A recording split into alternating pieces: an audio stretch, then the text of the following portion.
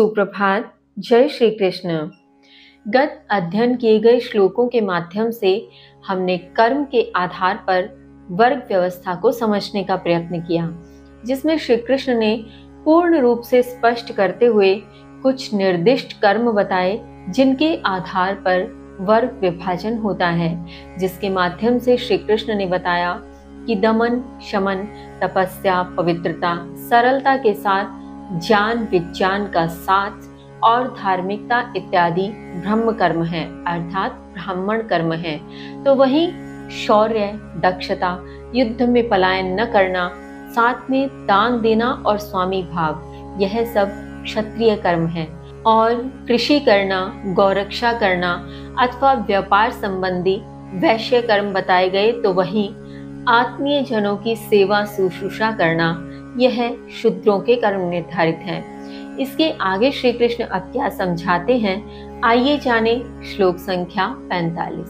स्वे स्वे कर्मण्यभिरतः संसिद्धिं लभते नरः स्वकर्मणि रतः सिद्धिं यथा विन्दति तच्छृणु यथा विन्दति तच्छृणु।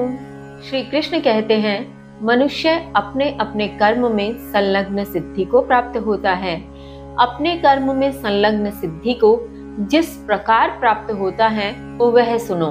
भावार्थ, यहाँ श्री कृष्ण अब अर्जुन को कर्म व सिद्धि के विषय में कहते हैं कि प्रत्येक मनुष्य अपने अपने कर्म के आधार पर अपने अपने कर्म से संलग्न की हुई सिद्धि को ही प्राप्त होता है, और अपने कर्म से जिस प्रकार उस सिद्धि को प्राप्त होता है वह सुनो।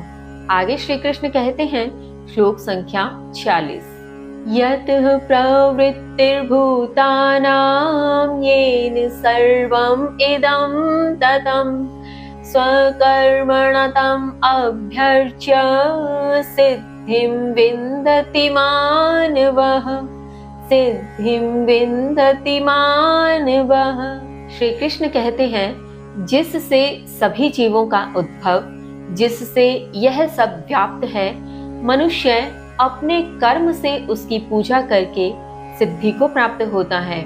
भावार्थ, यहाँ श्री कृष्ण बिल्कुल स्पष्ट कर रहे हैं और बहुत सुंदर संदेश दे रहे हैं कि जिससे यह समस्त जीवों का उद्भव हुआ है, अर्थात जिस भी परम तत्व से, जिस तेज से, जिस पुंज से जो विचार करना है उसे विचार करें, जिसके माध्यम से यह समस्त जीव उत्पन्न हुए हैं, जिसके माध्यम से यह समस्त चराचर जगत चलायमान है।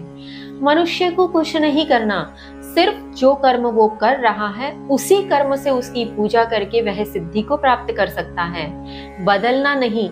पूजा अर्चना से यहाँ तात्पर्य किसी भी प्रकार के धार्मिक कृत्य कर्म से नहीं है। यहाँ पूजा कर्म मनुष्य के माध्यम से किए जाने वाले कर्म से संबंधित है, कि मनुष्य जो भी कर्म कर रहा है उसी कर्म से उसकी पूजा करे। अब उसकी पूजा उस कर्म से कैसे होगी?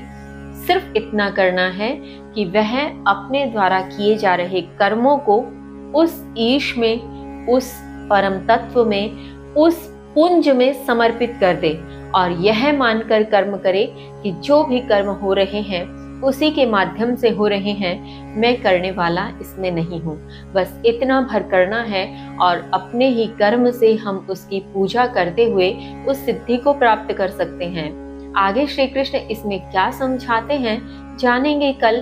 तब तक के लिए जय श्री कृष्ण।